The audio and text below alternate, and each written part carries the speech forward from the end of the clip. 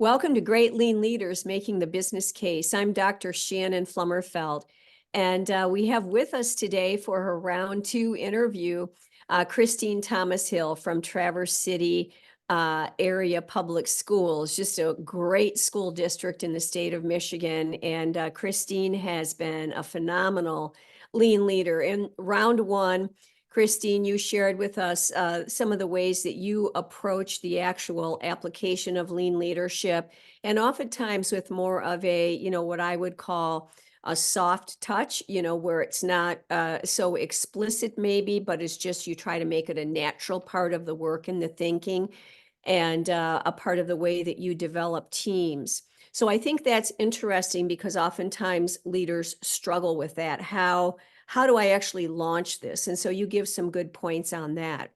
In this segment, we want to continue asking you a little bit more about your lean leadership practice. So are you ready? Yes. All right, good. Tell us about data-driven decision-making and how you use it. What does that look like? Do you have a process for that? And of course, in Lean, we talk about going to Gemba to gain important data sets as well. But can you share with us your thoughts about data-driven decision-making in the context of lean leadership? Yes, I think it's very important. I don't think data should be the only piece of information used when you're exploring changing a program or spending money. It shouldn't be the single thing that you look at, but it's important because a lot of times our bias or our perceptions of things aren't actually what the data is showing. And if you don't review that information, you could be making decisions that really aren't tackling the root cause or aren't really spending money in the best area for the biggest bang for your buck. I will tell you, it is really hard to talk about return on investment or look at data when making decisions for instruction. I don't know if it's simply because business people and instructional people think differently. I don't know if it's because a lot of things based on instructional practices and programs is more best practices and instructional best practices, and it's more research based, and they don't tend to talk about return on investment. I'm not really sure what the heart of that is. I will tell you, it's much easier to have that conversation with operational folks because sometimes it just does come down to money, programs, and getting the best bang for your buck. So it's been interesting. We will have a conversation about needing more staff in a building because they're struggling with discipline. But what they think they need is more people. But when you look at the data, the discipline isn't actually as bad as they thought. It's just like maybe more incidents with specific kids. And so more people really isn't the answer in that scenario. It's more of a targeted approach with certain students and working with them more. So that's just an example of you really need to look at the data because anecdotally, it might feel like there's more discipline, but when you look at the discipline referrals or any of the information we put into our student information basis, it's not really more. It just feels like more because it's different or it's more elevated with particular students. So it's important to look at it because what you live and feel on a daily basis might not actually be reality, even though it's still stressful to be in that situation. That's why it's good to have a business person involved when they're looking at new programming or staffing, so you can look at the data and really have a conversation. Well, the data is showing this. Why is that? Are they not putting in the referrals like they're supposed to? Are we not getting good data? So there's all those kind of questions that go into it, but it is certainly a lot easier with operational folks, just because, again, I think we think with different sides of our brain. Yeah, I think that that's very interesting. And, there is this prevalent mental model that the way to solve problems is with spending more, more people, more resources, more technology, more classroom space, more labs, whatever it might be. And as you said, I think it's really important to understand the power of data-driven decision making because it really doesn't matter if you add more people and you haven't solved that root problem that's happening.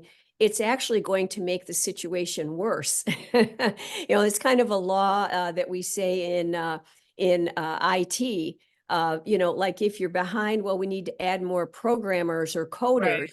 And, to get it done on time, and actually adding more people simply causes more complexity and so on. So it's kind of a classic way that we often think. And so that is a really, really good example of how to get to that. So if there are, and you talk about the differences between operations and the instructional side of your organization and how people think differently, how do you then go through the process if people are seeing the data or living experiences in different ways?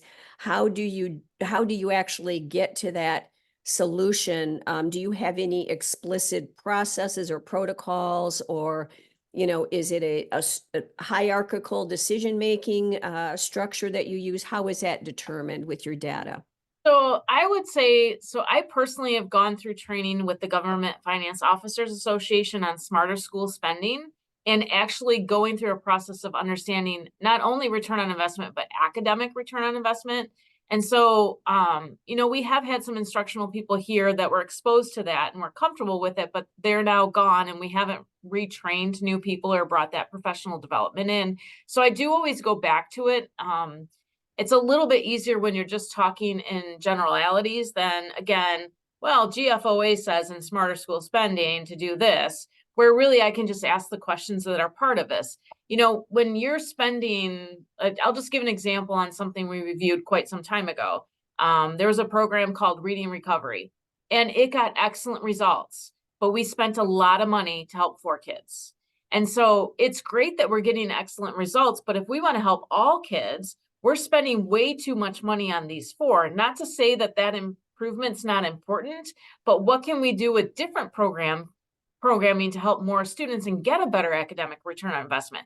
That was a great conversation. This is a great program. You're helping 4 people with 1 full-time FTE.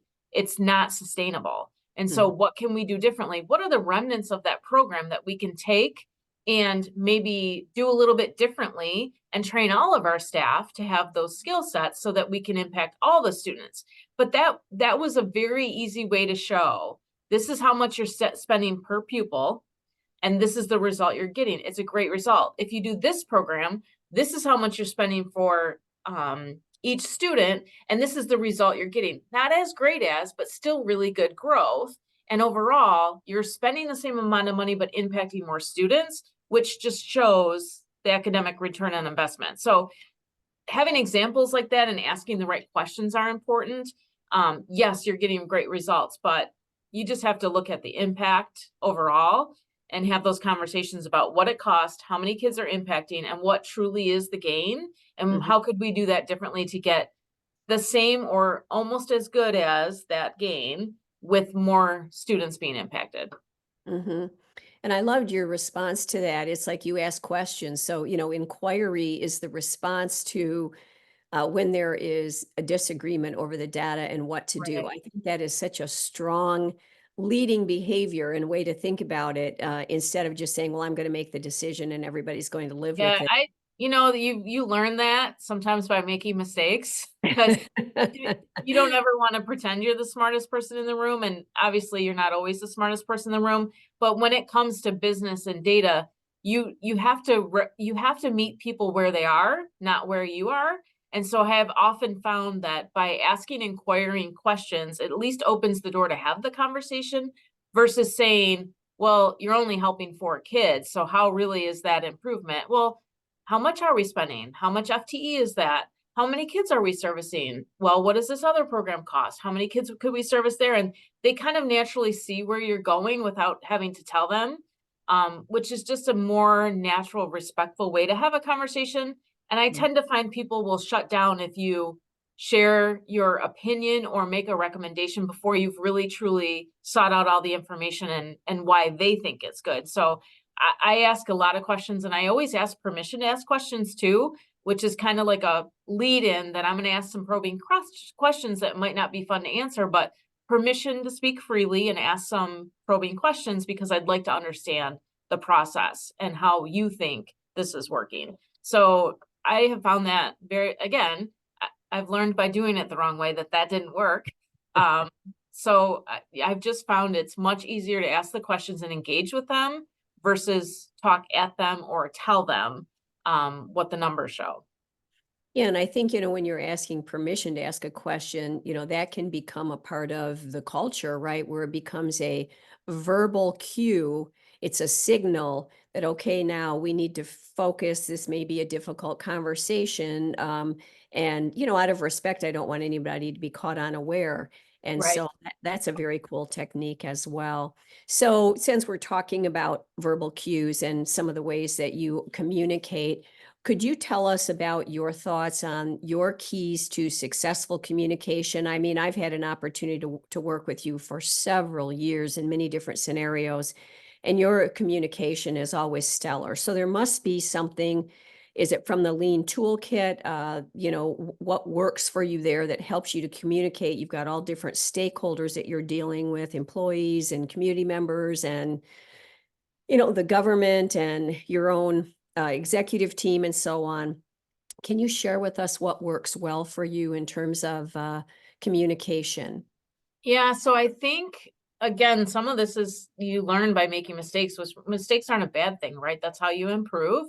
I think I had one or two experiences with I was used to, in my role as a transportation director, communicating with bus drivers. That's a very different communication style, and their need is very different versus certified teachers. And so I learned very quickly that you have to know your audience. You have to know who you're speaking to, how they're going to perceive the information you give them. You can't provide communication with all of the terms and high level things and assume people are going to understand what you're talking about. And you certainly don't want to throw them off in the first two sentences that they're not even going to read the rest of it. So I always try to understand my audience, understand the message I'm trying to get across, because if you say too much, you might not actually get the message across.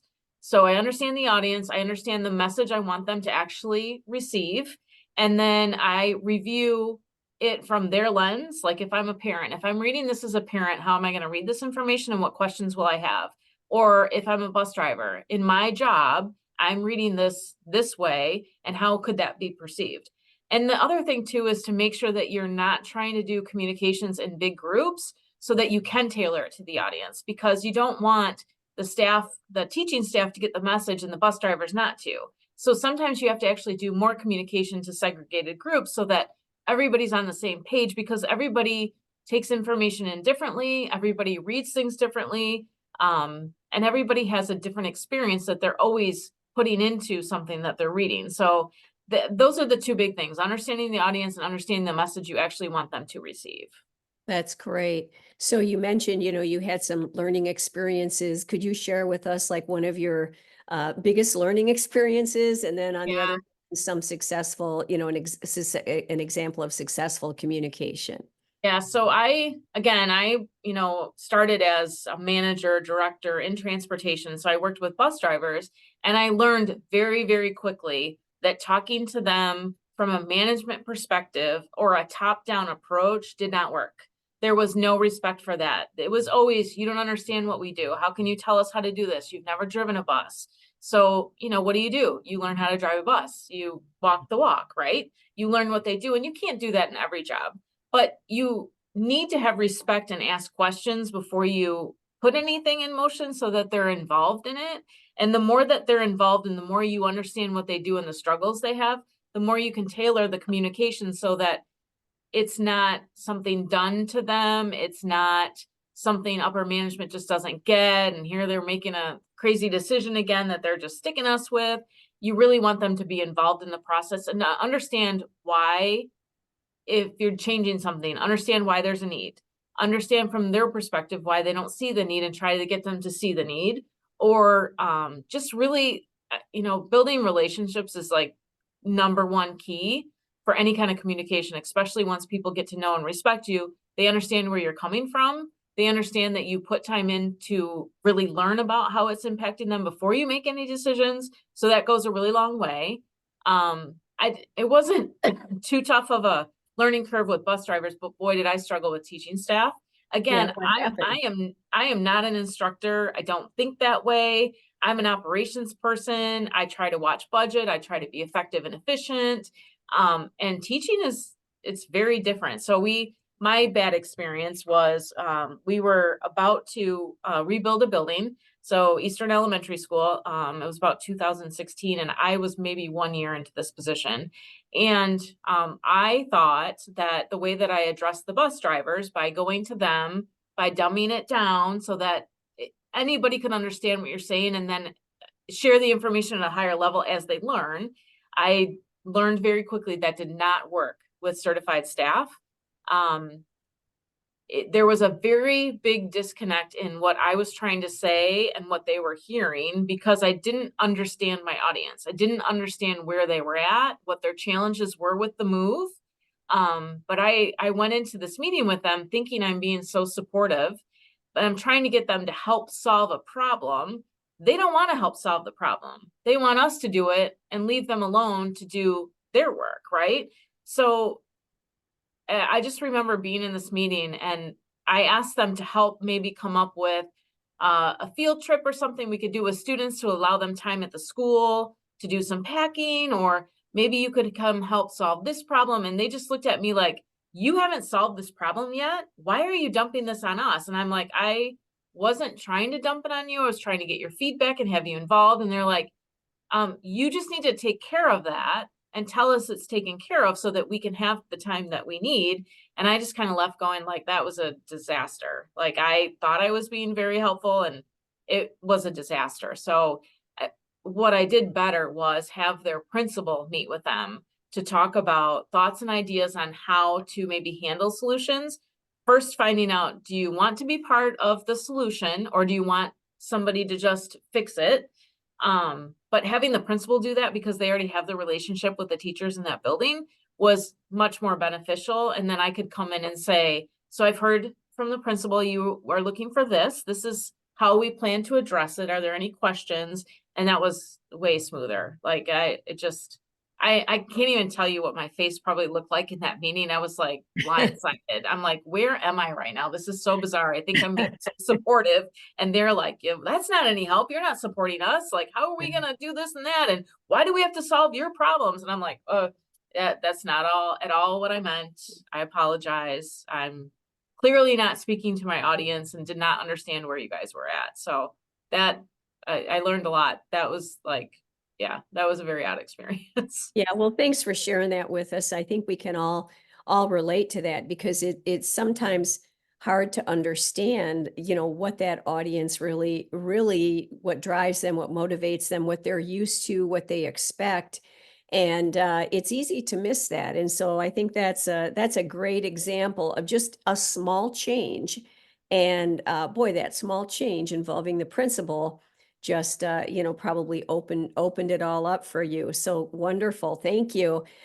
So when we think about lean, obviously, this continuous pursuit of perfection, we're always trying to get to zero defect thinking. And that, of course, requires us to continue to develop our critical thinking competencies and get better. But it can also be challenging to get into zero defect thinking, because, there has to be safety for people to sometimes ask hard questions, go against the status quo. Um, there has to be some level of safety in your organization for that. So can you share with us about your journey as a lean leader into zero defect thinking? How do you make that work? How do you encourage it? How do you create safety? And make that work so that you can really together get there to a better solution. Yeah, I think again, the biggest thing is respect for people. Somehow trying to earn their respect and have a relationship with them that they understand you're trying to help them make their job easier or more productive, because you can go into any conversation. I know there's things that you do that you don't understand why you do it. And I know that there's things that probably could be done better. If we asked you, would you be interested in really taking a look at your job, your tasks, and trying to make improvements so that you feel like you're really making a difference and able to spend time with the students instead of always be doing this cleaning or that cleaning? Really making it be about them and being more effective and efficient and more satisfied with their job, versus how can we do this differently so we can cut your hours? Like, that's never the goal.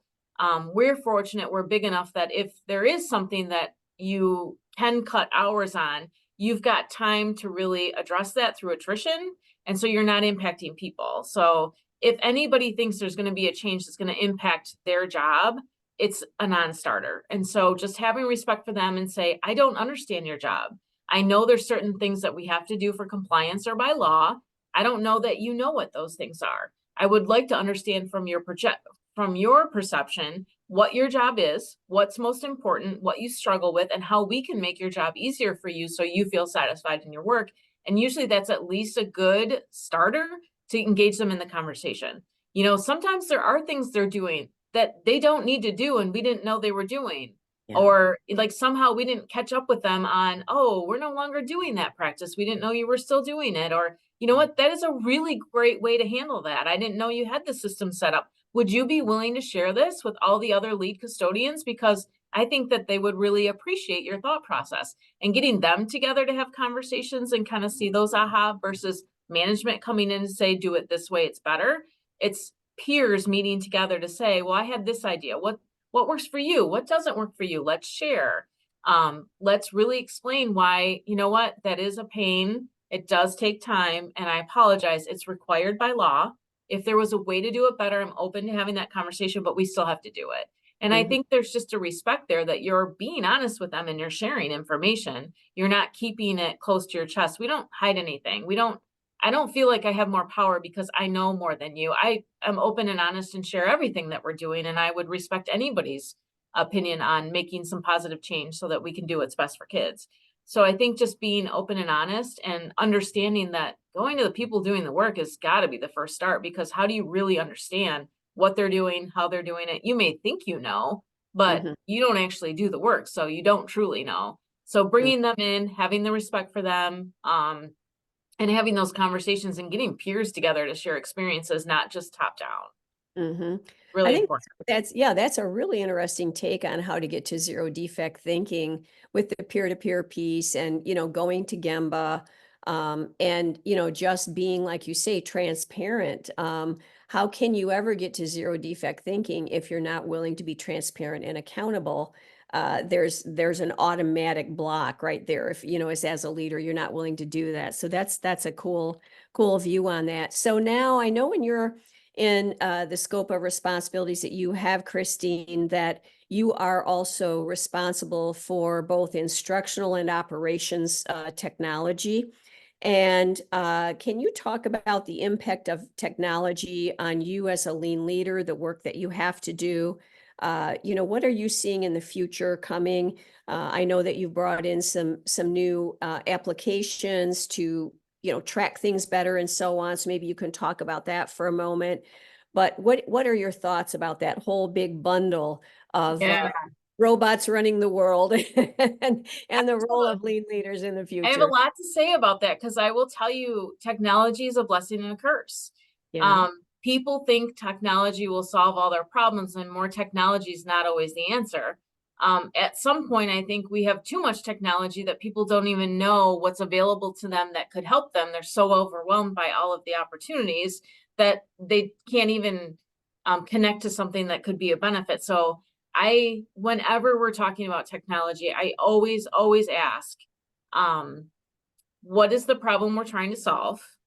And what are we trying to gain from this? And is technology truly the answer?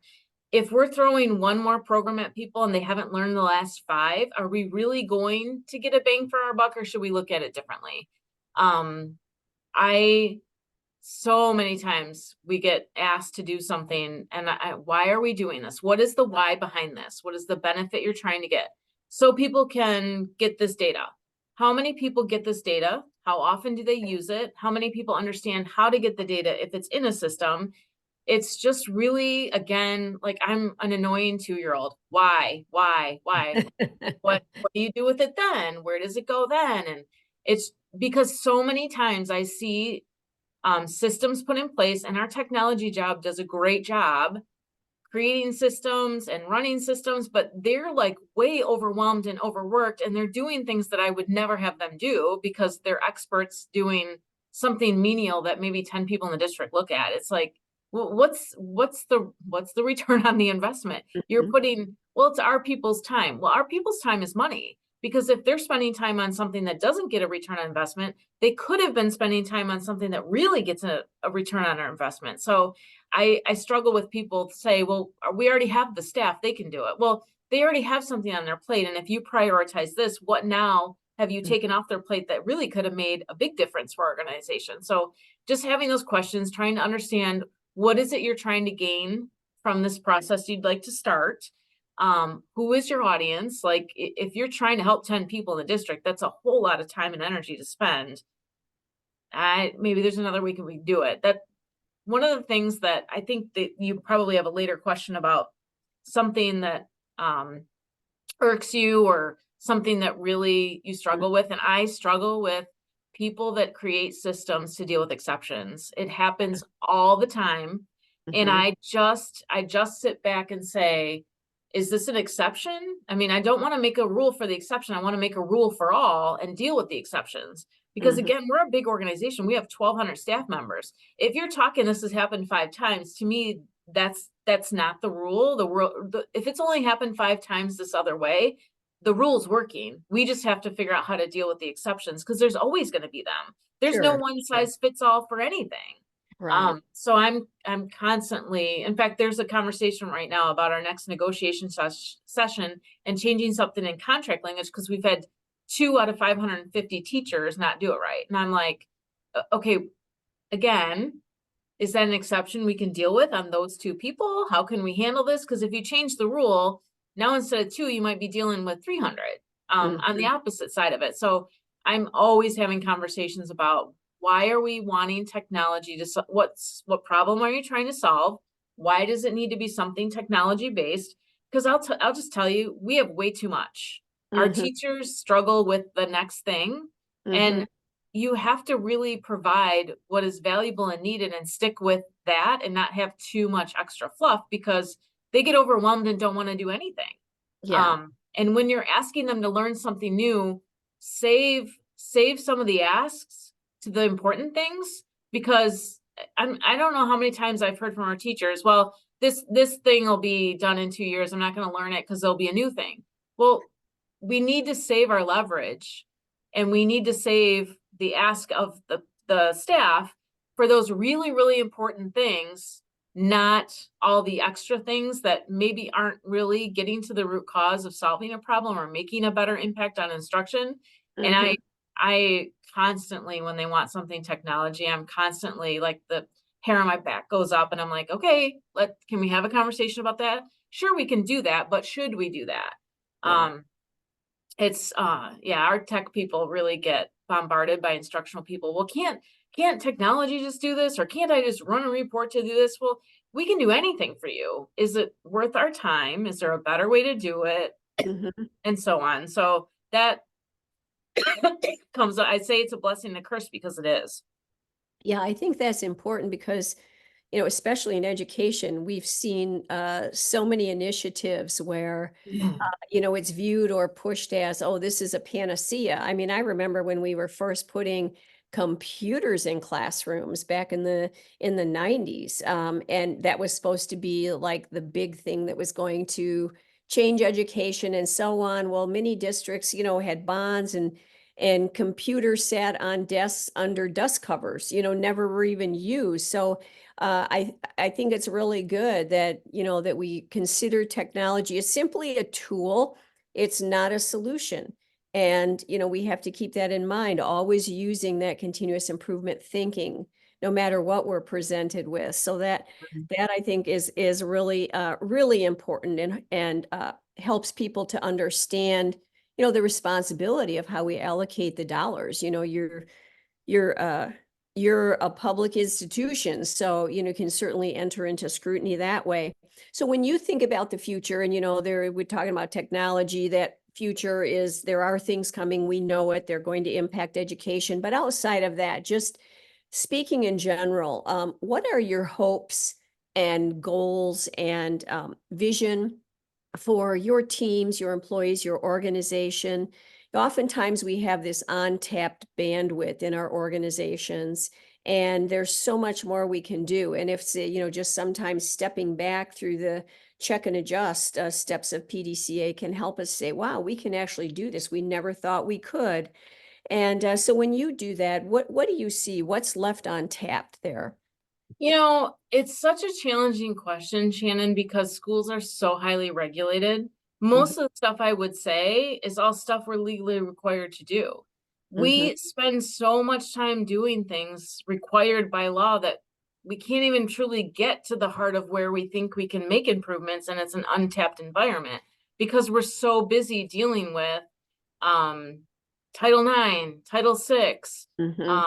We're dealing with ADA and special ed, and there's so many rules and restrictions, and that's where we spend the bulk of our time, that it's just so hard to get to those areas. Mhm. Um, that's the biggest challenge for me in public education is all of the restrictions, rules, regulations. It just feels like it's become something so much different than public education. Mhm. It's a very odd world we live in right now, what schools are responsible for, because it's a whole lot of stuff that isn't instruction. And that's Yeah. challenging.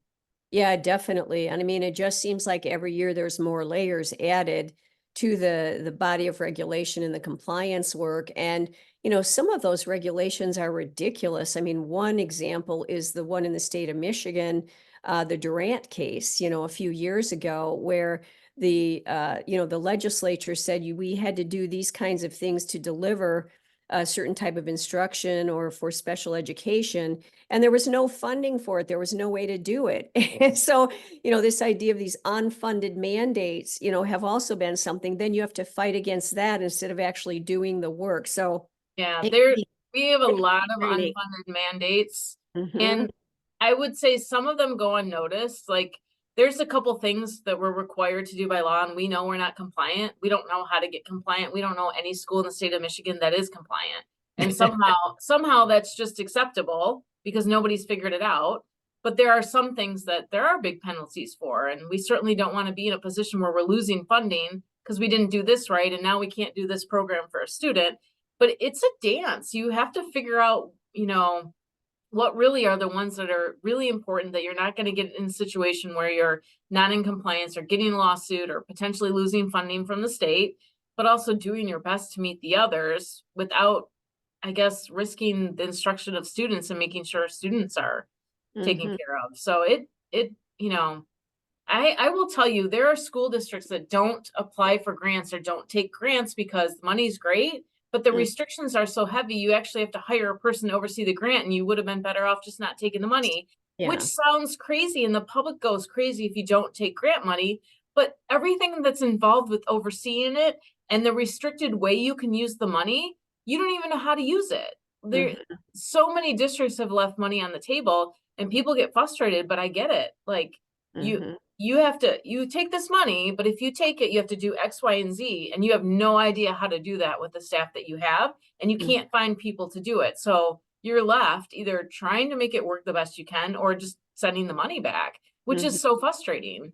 It mhm. just is, it's taken local control and local responsibility out of the mix. And it's this one size fits all, and every community is different, every student's different, every staff member's different, and we're not even able to really tailor it to our needs in Traverse City.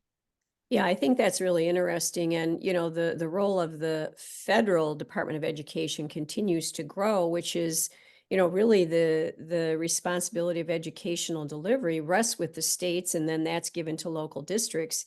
And yet the actual way that it works is not that way, where the states actually are under then the the districts are under the state and under the federal government, and it just creates that whole big umbrella of bureaucracy. So It really does. maybe that's the hopes and dreams. I think I share that You concern you with you you. So should I be think the working with the government and Michigan yeah, Department of Education. yeah, yeah. No, That's I mean, how I that's agree. my hope and dream, is that they figure it out to make our lives a little bit easier so we can focus on what's important. Yeah, I think that's great. I'm with you on that. So, all right. I'll join your dream there for sure. So, Let's move on then to just talking about you. And, in terms of you've had a chance to, and I know you exercise really high levels of emotional intelligence and self-awareness. So, what would you think your strengths as a lean leader are, and how do those strengths translate to actually help your organization? Can you share an example if you've got one? Um, I know it's a little bit of a challenging question because sometimes I do get distracted and don't always use the emotional intelligence. I have a hard time. I have really high expectations because I take a lot of pride in my job and I've seen what we can do for kids. And I tend to be a pretty direct person. Again, I'm an operational person, not a social worker. And so sometimes I can get caught off guard and maybe rub people the wrong way because I am direct. When I mean the best, it's just I don't find the need to use a lot of fluffy words to just say what I'm saying because I'm a very open and honest and transparent person. So I just say it like it is, and not everybody receives that message well. So I've had to learn how to deal with that a little bit differently. I think the biggest thing is really understand where people are coming from and explaining the why behind everything I'm doing, Mhm. which I have to tell you professionally, I struggle with because I don't think that I'd have this job or be relied on to do the job if I wasn't successful. So having to explain what I'm doing, I struggle with, but I understand and I appreciate and respect other people and their roles are different. Um, I budget is the worst to have conversations about. Yeah. Yeah. I, you know, you try to explain it to your audience and understand your audience. You try to understand where they're coming from. But at the end of the day, we're speaking a foreign language to them. I mean, it's just explaining school finance 101 is tough enough, but trying to explain where the money goes, why we pay for this with that, all the restrictions, regulations, why we can't do what you're asking for. If we do that, it's got to come from here. It's really a difficult dance that I haven't mastered. I still struggle with it. Because sometimes I'm just like, because that's how we do it, because we've tried it this way, we've tried it that way. I'm open to doing it different, but until I can get people to the table to have that open dialogue, I don't find that instructional people want to spend time talking about it. They Mhm. just want what they want. Well, if they're not willing to talk to me and explain what they need, I don't know how to do it because I'm not an instructional person. So it's probably the most difficult thing for me in my role. Sometimes I wish I had the respect based on my position. Um, and would hope based on some of my relationships with people, they understand where I'm coming from is what's best for students. But sometimes I feel like I really just have to explain myself more and get people to understand where I'm coming from. And sometimes you don't have time for that, which it's a struggle too. Like I'm doing a budget amendment while I'm doing these, I have 8 departments. So I'm doing a budget amendment and I'm not explaining every detail. And then I get questions after the fact, and I just didn't think to explain every detail because to me, we do it every year. It makes sense. This is what happens. So I'm kind of backtracking on a couple of things, but it just catches you off guard. It would be nice to have more time to explain the why to people, but it's really important when you're engaging with people, especially people that aren't of the same mind you are or the same thought process as you are, to get that relationship build, understand where they're coming from, explain where you're coming from, and answer some of those questions the best of the ability.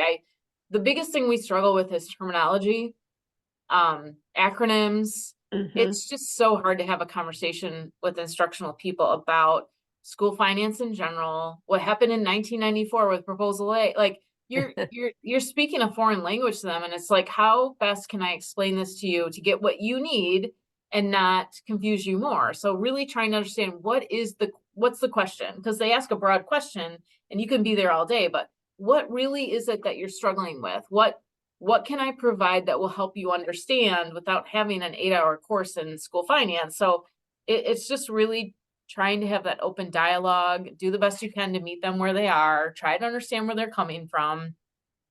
It is an ongoing challenge. I have not mastered that, that's for sure. Well, I think every strength that you have, your directness, your your ability to think quickly, right? And your knowledge and your mastery of what you do, all of those strengths, they do benefit your organization, but every strength has its weakness. And so, like you say, then, and that's one of the things about leadership, and particularly lean leadership, it is situational. And you have to be able to be, do those pivots and adaptations that are needed so that you are making those connections that are so necessary.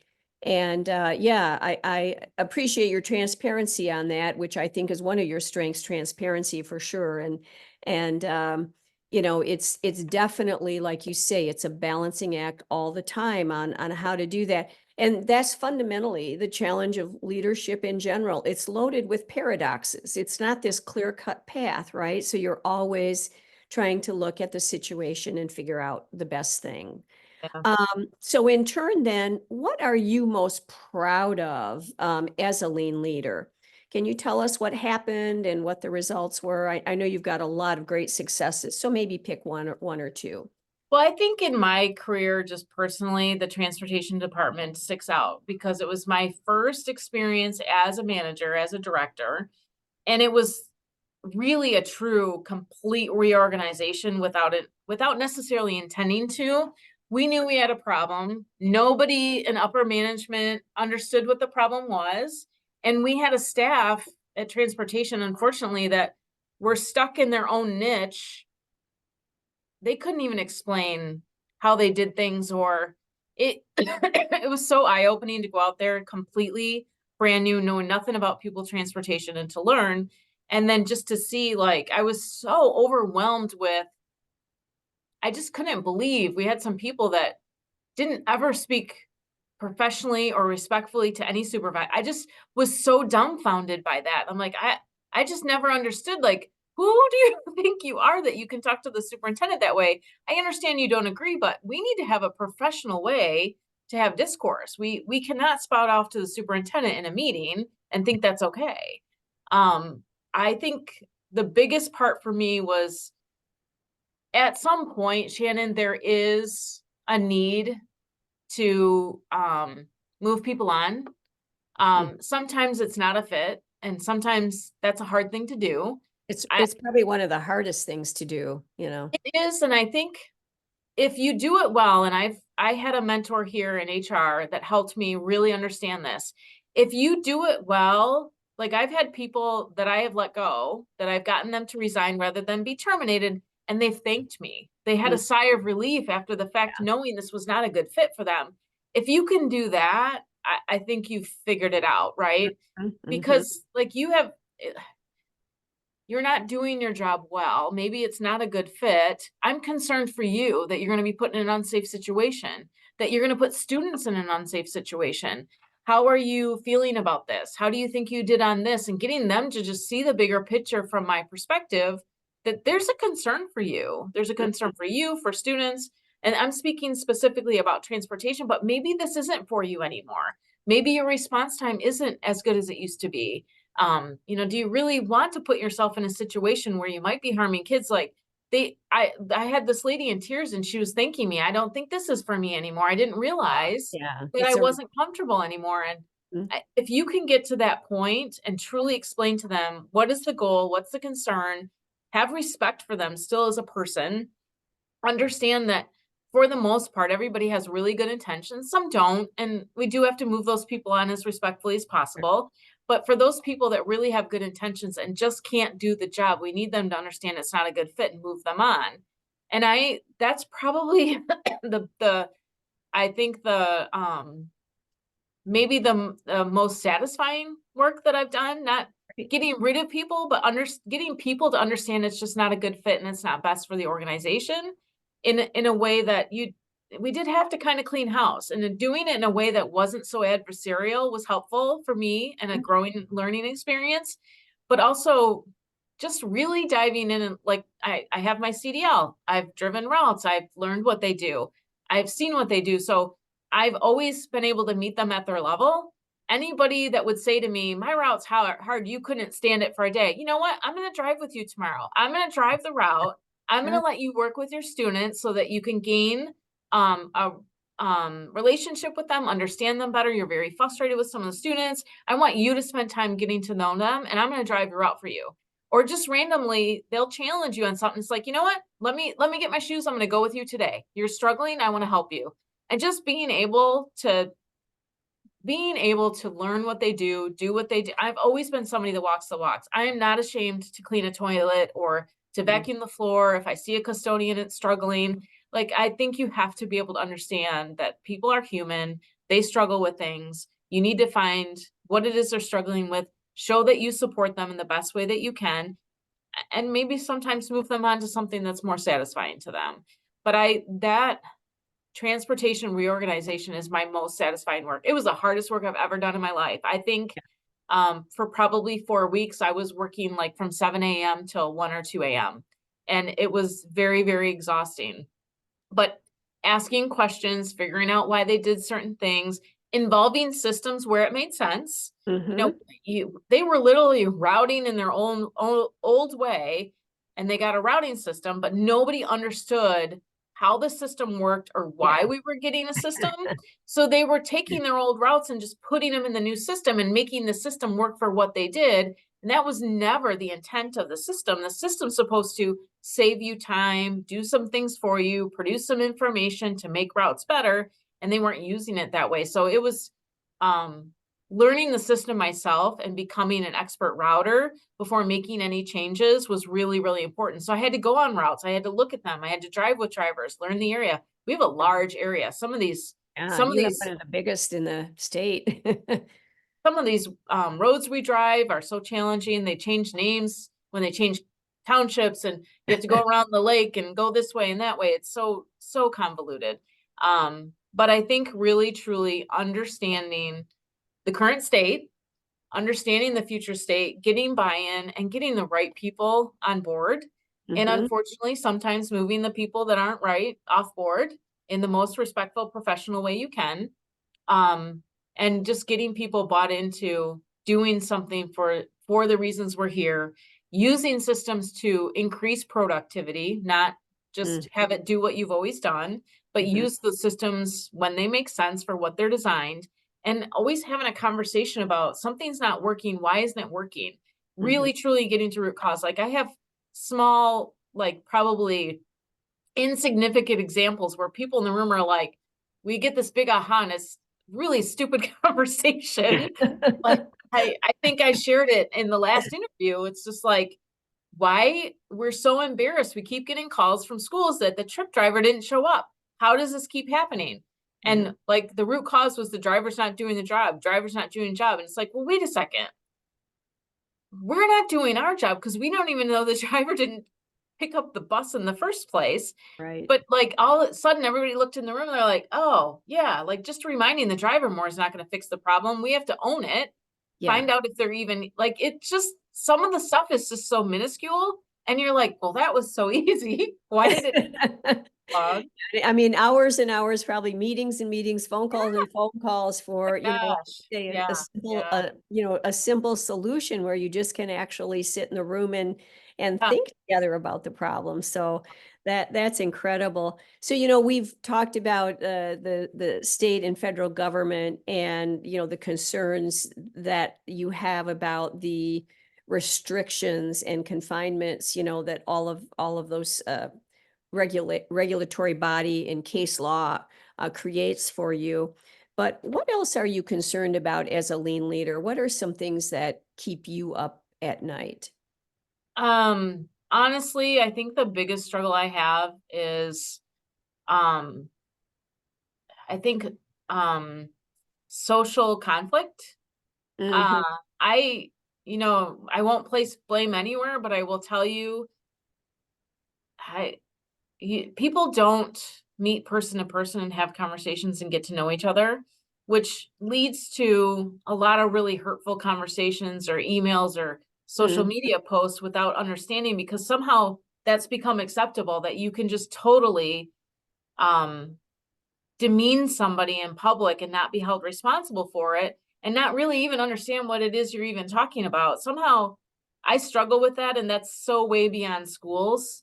It's But a societal issue, for yeah, sure. I find that to be the most challenging. I simply don't understand why it's acceptable to demean somebody in any profession in public eye without ever having a conversation with the person. I just really struggle with that because a lot of times I find, I'll have conversation with upset parents with facilities or with Sure. transportation, and my philosophy is to listen because a lot of parents are just mad and they just want to be heard. They don't Right. ever, like, when I ask, what would you like us to do about it? Sometimes they don't want you to do anything. They just wanted to complain and be Mhm, heard and be respected that they had a concern. And mhm, so sometimes I don't even have to do anything other than listen. At the mm, end of the day, in transportation, we have law to follow. I understand your concern. I understand what you'd like us to do. The law will not allow us to do it. What else would you like us to try to do? You know what? I just appreciate you listening. I'm very frustrating now. Now I understand why you do it that way. I can appreciate that. Is there any way I could get help with something else? And a lot of times but you need the opportunity to have that conversation.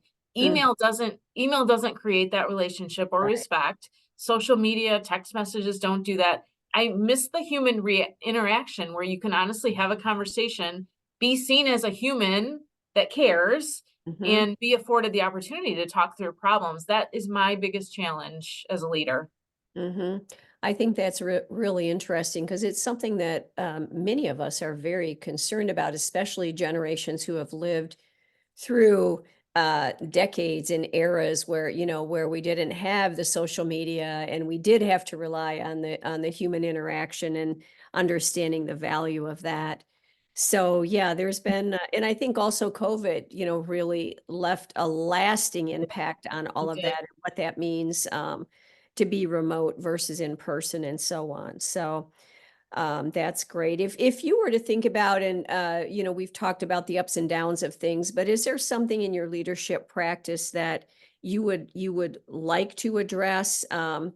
Maybe it has something to do with daily barriers or typical barriers that you run into. What kinds of thoughts can you share with us on that? Honestly, if I had time, there's so many things I would like to be engaged in. I can't help but see so many opportunities. And I, the one thing I will say, you know, I'm a humble person, but the one thing that I will say, for some reason, I have a creativity to think about things differently that other people don't see. And Yeah, I you. feel like that skill set helps so many people if I had more time to just sit with them on certain things. Like, very few people reach out to me um, on something they're struggling with because they don't think it's my level or they don't want to bother me. But sometimes when they do, it's just so eye opening. And when you can help them with something so simple, it's so satisfying. Mm-hmm. I mean, like small examples, like when we did some renovations at a elementary school, they were really struggling with parents crossing with kids through cars not at the crosswalk. Mm-hmm. And so my philosophy is very different than an architect's. Don't build it the way it should work. Build it the way people actually use it. Mm-hmm. Why are we keep trying to fight the system and try to train people? Well, people don't want to be trained. Yeah. And let's just face it, society now is kind of lazy and everybody likes to park in front of the door and not make their kid walk. So like just stop designing it that way. Mm-hmm. So this principal reached out and she's an instructional person, right? She doesn't think about operations and she's like, I'm really, really struggling. We got parents walking with kids and I know they're with their parent. The parent's responsible. I don't want anybody to get hit. What should we do? And so I went there and I observed and I kind of talked to a couple parents like, hey, can you just explain to me why I don't use the crosswalk? And she's like, well, it's way over there. I'm parking here. And so it's just easier to walk this way. I don't want to walk all that way. And again, it's convenience, right? So at the end of the day, the principal came out and after my observations, I asked her a couple questions. And so I'm like, well, what are all these people standing here for? She's like, they pick up their kids, and that's another challenge. We don't know who goes with who. And I'm like, well, how do you know who goes in the cars? She's like, well, they hold up a sign. They have a sign. I said, well, why don't you just ask them to bring the sign when they're standing? It's the same. And she's just Yeah. like, I never thought of that. And it's so dumb, but she wouldn't have thought of that. She's an instructional person. I'm like, well, how do you know who gets in the car? Oh, they have signs in their window. Just ask them to take it out of the window and walk with it. There you Yeah. go. You have the identity. And then with the crosswalk, I'm like, why don't we just add one right here where all the people are using a crosswalk? As long as there's markers and we identify it, then it's approved. It does make more sense. They're all coming to this door way down this hall. I didn't think of it before, but we have room to do it. Let's just add a crosswalk right here. And she's just like, you just made my life so much easier. And it was literally a half-hour conversation, but I just think differently, Yeah. especially differently than instructional people. And I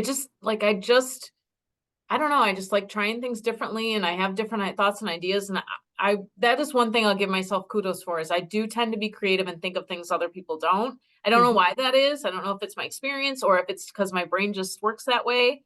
But I really, really enjoy being in conversations where you can provide a simple solution and you have just relieved a whole lot of stress for a person or a building or a teacher or a principal. I really enjoy that. That's wonderful. That's great. Are there typical barriers that you do face? I mean, we've talked, up and down and over and out about a lot of these things, but is there anything in particular, or maybe a category or classification of barriers that are difficult? And what do you do to address those barriers? So now we're talking again within your auspice, things you can do something about. How does that look for you? Um, if it's okay to say, my biggest barrier is the politics involved in schools, school Mhm. boards. Sure. I simply think that the way that we are set up is very different what the original intention was. And we've had a lot of good board members, and we've had a lot of people that are engaged and are on the board for the right reason, but we've also had people on the board for the wrong reason. And Hmm. it is just so hard for me to watch decisions being made that have nothing to do with what's best for kids. We haven't been in that situation in quite some time, so we're very fortunate, but it could happen at any time. We have elected school board members that sometimes just get on for an agenda. Hmm. And there's a lot of conversation right now that is very political. It's a very weird community in Traverse City. It's a very far right and it's a very far left, and we don't have a lot of in the middle. And Hmm. somehow we've lost the ability to have civil discourse, to have a conversation with different opinions, and to end the conversation with, we disagree, but Yeah. we can still have a conversation. And we've lost that ability. And I really struggle. I try to bring data. I try to bring to people's attentions, why we're here and what's best for kids, but I don't get to make all the decisions. And sometimes that's just out of my hand, but that's the biggest barrier. I don't think it's going to change. Hmm. And I understand our superintendent sometimes gets put in a bad spot about certain things, and it's a dance. You want to do what's best for kids always, what's best for staff. You have political pressures. They're there. I mean, Hmm. we're going to the community and asking for a $180 million bond.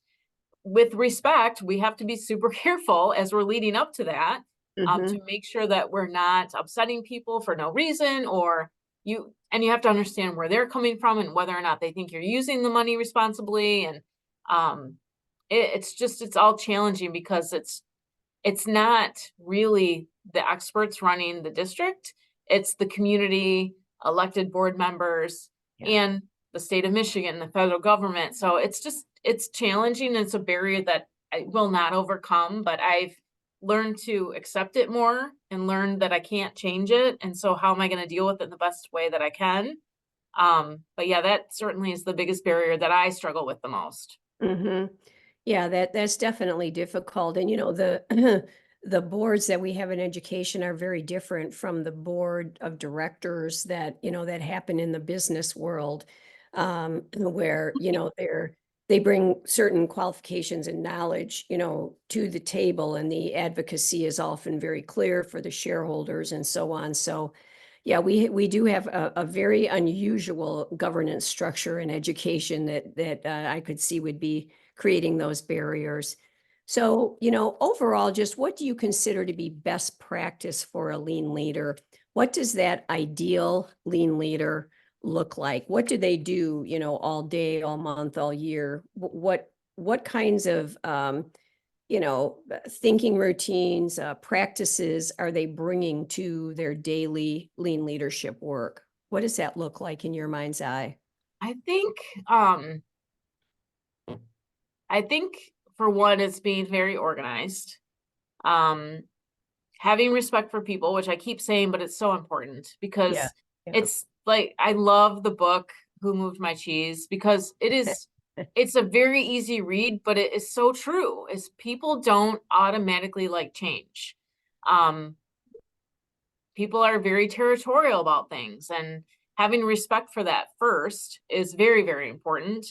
I think I'm a very personable person. I think I can meet with the governor and have that conversation very well. And I think I can talk to any one of our staff members and meet them because I understand the audience and I know what the role is. And so I think I'm pretty flexible in understanding that.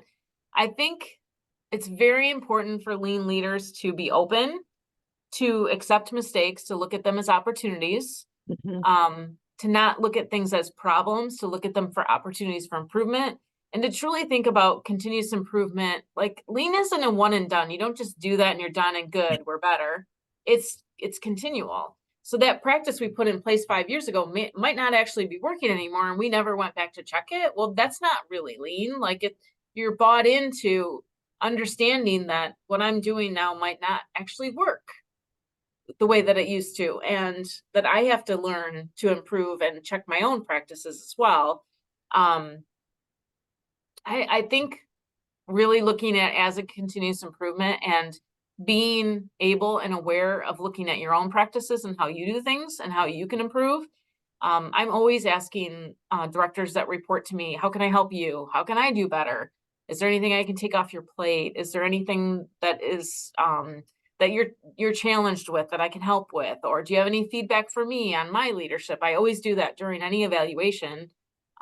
What do you think you've done well? What do you think you need an improvement on? And having that conversation so it's a joint agreement, not I don't want to demean people. I'm not afraid of having conversations, but it's so much better when you're on the same page anyway. And I want the feedback too, whether I truly get it, because people probably don't really want to say what they really want to say to their supervisor. I do feel like I've got a good relationship, and if I am if people are stressed because I'm putting too much on them, they will come to me and say, I'm really struggling with everything you've got on my plate. And I would say, let's talk about priorities then. Mhm. You're one person, you can't do it all. Let's look at the list, reprioritize. I know I've been sending you a lot. Let's sit down and look at that list. Let's take this off. Let's move this down. I'll take care of this one. But being open to have that conversation, and like I don't expect people to just um work and work and work and not be human, right? They need time off, they need work-life balance, and they need to be able to make mistakes and not feel like they're punished for it. Mhm. Um, I think the other thing too, maybe not as a lean leader, as a leader in general, is I never throw people on the bus. Like if something goes wrong in one of my departments, I own it. Mhm. Whether I knew about it or I didn't, I never say, well, so and so messed up and I can't believe they did that. I own it. I apologize. Um, Yeah. we didn't get it done right, and I'll make sure that it gets done correctly in the future, but I never throw anybody on the bus. And that's probably the biggest thing that they appreciate about me. I give them kudos all the time for a job well done, and I never throw them under the bus. Mhm. Privately, we might have a different conversation, but I Yeah. never Mhm. publicly never bring that to the table. Mhm. Yeah, I think that's interesting because, you have described frequently here the focus of the human system in lean leadership, right? I think a lot of times people think, well, if I just learn all these tools, I'll be all set. And that is a part of it. The tools help you, but it's really about the principles and the thinking of lean leadership that make a difference. Now, in contrast, you had mentioned earlier about the cringe factor when systems are designed for exceptions rather than, the rule. And is there anything else that you've observed in leaders around you that make you cringe and might be some good ways for us to contrast? Traditional leadership has a pretty strong hold on our mindset as opposed to lean leadership, which calls for some different things from us. So Right. anything that makes you cringe that you could share with us? Um, Probably, I do struggle with, um, the next best thing. I struggle with trying to do too much. Like we're a school district. Let's do what we do really well and not try to do a lot of things kind of well. I think you should focus on your number one goal and put all your energy towards it, not trying to be all things to all people, which is a challenge. because there's a lot of needs and a lot of wants in the district. And I think you have to be able to prioritize those needs and put your energy where it really counts. I struggle when everybody thinks technology is the answer. That makes me cringe every time. A new software, a new program, a new this, a new that, and we can't service it. It's not even probably safe for our system. It doesn't abide by our policy of cyber controls and protections. Like, it's just yeah.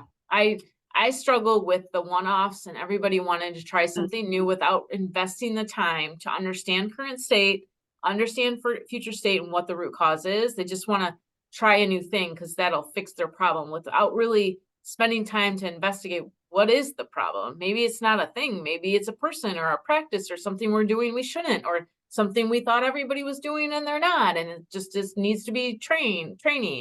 I struggle with that a Yeah. lot. Yeah, it's interesting in lean leadership, you discover that about 95% of the solutions are internal. They're within your organization, within yourself, within your enterprise, and probably 5% would come from an external solution, like a piece of software or whatever. But generally, you can just do so much by just taking care of your own house and focusing on that. All right, let's switch to the business case for lean leadership. You've shared with us so beautifully what the journey has been like for you, your lessons learned, and great successes. So why would someone want to become a lean leader? What is broadly speaking, not just in business terms, but what's the return on investment for all the effort that you put in to becoming a lean leader? Why would we do that? What's the business case? If you have an executive who's sitting in their office and thinking, I wonder if this is worth it, what would you say to that person? I would say that learning how to be a good leader in general. Lean talks so much about respecting people, having respect for people. We're not here to get rid of jobs. We're here to make it a more productive process or a more positive experience. I think understanding that it can impact people, morale, it can impact work-life balance. The benefits sometimes are so unknown until you go through a process. So many times I think people want to feel important in the organization. And if we don't even ever engage in a conversation about how can we make it better for you, how do you think that you can add value that we might not know about it? By not having those conversations, I think you lose a little bit of that loyalty to an organization. I think you sometimes struggle with morale. People don't understand why they're here or what they're doing to make the organization better. They don't understand what they're doing and how it relates to students or instruction or running the organization. There's so many benefits outside of finance, outside of process, the human benefits, the respect for people, the jobs they do, and really elevating people to be somewhat a decision maker of their own work and provide some satisfaction in that work because they understand why they're doing what they're doing and the impact it has later on. To me, it's just such untapped opportunity. Sometimes you can go through a whole process and not change anything, but you have so much more respect for the people doing the work and they for you because you gave them time to really have those conversations. I think providing space for peers to meet together and knowing that supervisors aren't the smartest people in the room, the people doing the work are, but we have things that we have regulatory or expectations coming down from our bosses. Sometimes understanding and explaining that to people, like, I know this is a challenge for you. Here's why we're asking you to do it and why we think it's so important. Here's the impact.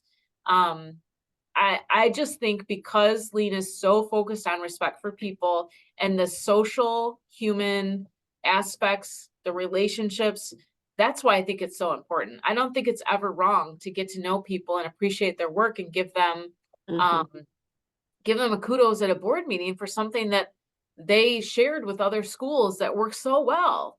Mhm. Um, I think people want to feel it like they are respected, needed, that they're doing a good job. I think people need that kudos more than we tend to do.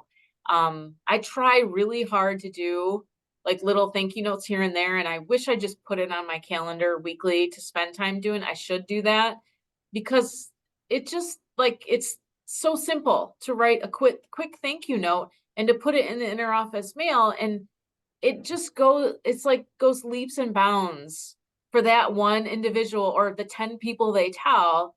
It just changes the way we all work together and the morale in the organization and how we treat each other. Mhm. So I think for me, because it's so related to that, people, I think that's why it's important. Whether you use it for academic return on investment or not, whether you go through a whole process and just understand it better and have appreciated people but didn't make any changes. I mean, that's part of check and adjust. Maybe you're not making any changes. What we're doing is actually still working. But Mhm. Yep. but you don't know if you don't actually incorporate the thought process and some of the tools. So that's what I would tell people is what's wrong with understanding what the people that report to you are doing and how they feel about it, and Mhm. giving them kudos for a job well done, or having the respect to understand there's some changes they recommend that actually make a lot of sense. There's no harm in that. So Mhm. that's what I would explain and try to convince people of. That's great. So if you were in summary to pull your thoughts together, someone who is considering becoming a lean leader, maybe just new at it, an emerging lean leader, what would be the most honest, realistic advice that you could give that person? Because, again, this is not a panacea. Yeah. It is real hard, roll up your sleeves work that you have to do in leadership. And it's not necessarily glitzy and glamorous at all. It's very much about going to Gemba.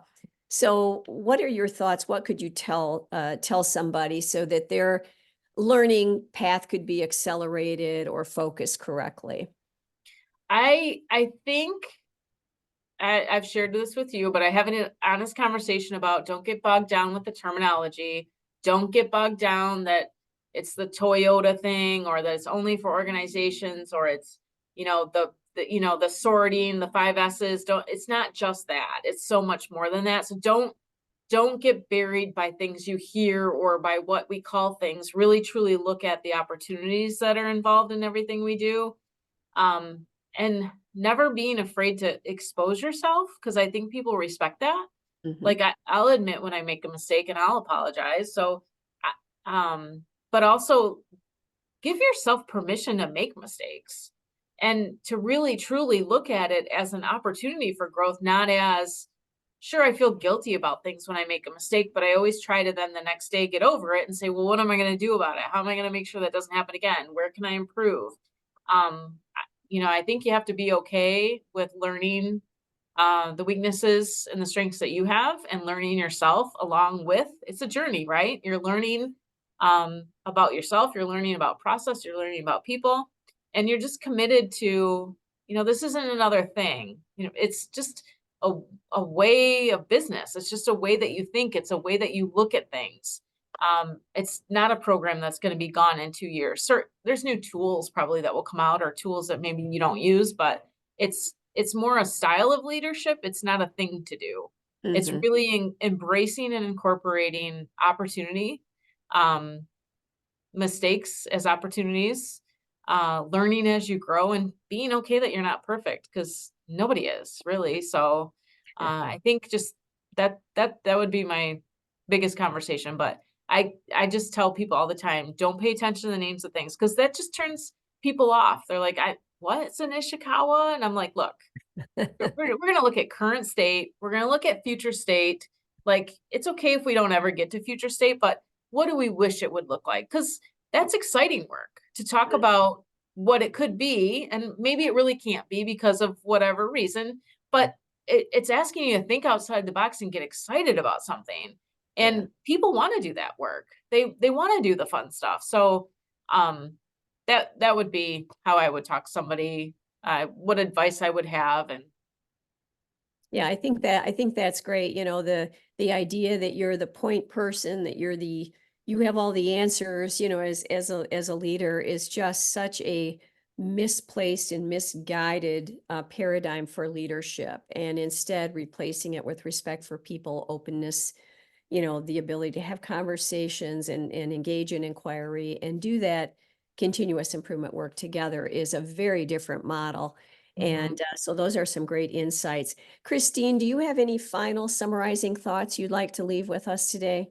You know, I think in general, Shannon, I just have always appreciated our relationship. I think maybe about 2010 or 11, you came in Yeah. to provide some opportunities for us to learn lean, and it just like it just resonated with me and stuck with me. And you've always been somebody I can reach out to have honest conversations. You're a mentor. I appreciate that.